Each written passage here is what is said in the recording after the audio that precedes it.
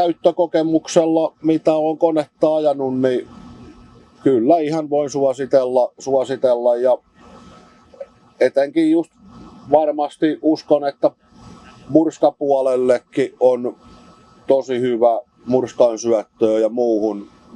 Vähän nopeampihan tämä on kuin normaali kone koko luokkaansa nähden ja voimaa on tosi hyvin, että niin kuin sanotaan kuormauskoneena, mitä on tällä paljon louhetta kuormannut, niin tykkään, että on tosi hyvä kuormauskone ja pääsee toi paineakkusysteemi juuri kaikista parhaiten siinä se hyöty saadaan, koska koneessa on pienempi moottori kuin vastaavassa normaalissa 300-sessa, niin siihen nähden teho on kyllä hyvä.